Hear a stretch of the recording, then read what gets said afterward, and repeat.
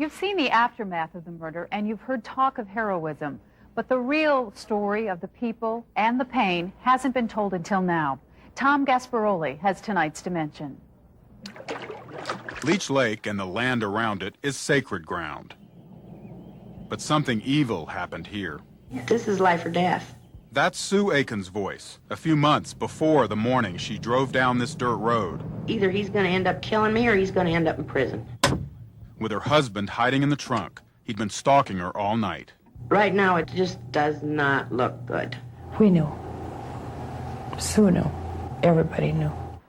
A few miles from here, a bus bore down the highway through the early fog. School bus number 5. 61-year-old Dick Coons at the wheel. Innocence in the seats behind him. My last stop, I just picked up 3 kids. All of a sudden I heard a shot, or what I thought was a shot. I hear Walker Base. This is an emergency.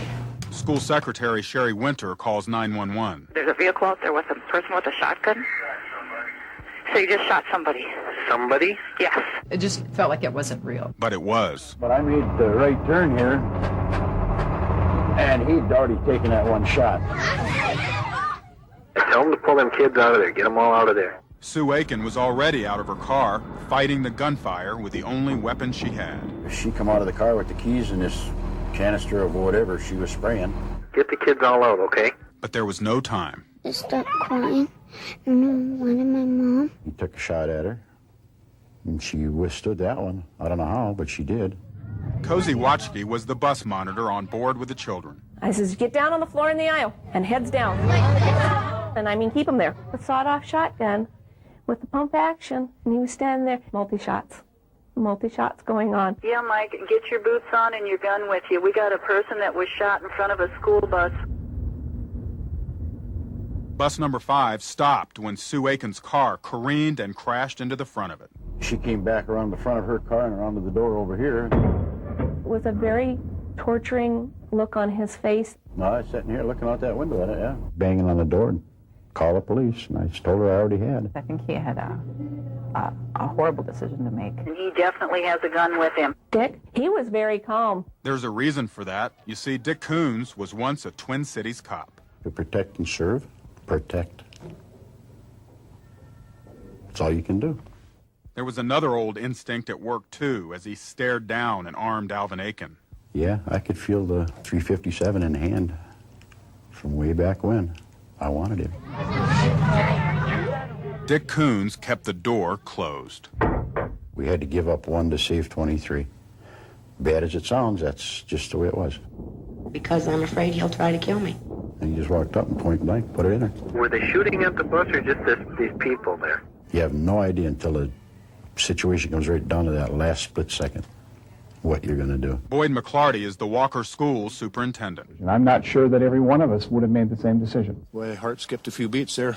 Carl and Kathy Frazier's grandchildren were on bus number 5. I would hate to have to make the choice that he made, but, I know it was the right choice. And it seems Sue Aiken may have made her last choice the right choice, too. She never tried to push the doors open. She never asked to come on a bus at all. I don't think he'll ever completely stop. Mary Tooker and her husband Steve sheltered Sue on their property right up until the day she died. Even installed audio monitors to listen for Alvin Aiken. That was her life. That was her fear. That was Sue. Sue's entire adult life was as twisted as her final trip. Thanks to Alvin Aiken, she's testified to 29 years of abuse. Some of it told in these pages, unspeakable here.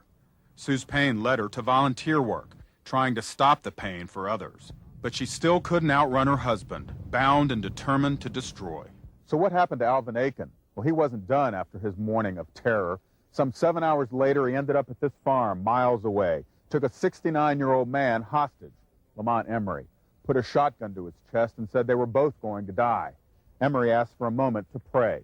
Aiken seemed shaken with that, pulled the shotgun back, and took off down that road. Not long after that, as he sat in the woods in Sue's car, Alvin Aiken killed himself. This was needless. But a community of parents and kids still need to thank Dick and Cozy. Last Sunday, they did at this appreciation dinner. Some call them both heroes. I'm not a hero. Nope. If not a hero, what are you? School bus driver. If I would have been a hero, she'd be alive. Sue Aiken had only a few moments left when Cozy ran off the bus and up to her as she lay on the ground that morning, sacred ground. Her eyes went shut, and she was just at peace. Right now, it just does not look good. I can't live like this anymore. Sue finally escaped her hell on earth. What a price to pay for peace. Did he hit her? From what they're telling me, she's been shot. What a price. But our main hero is Sue Aiken.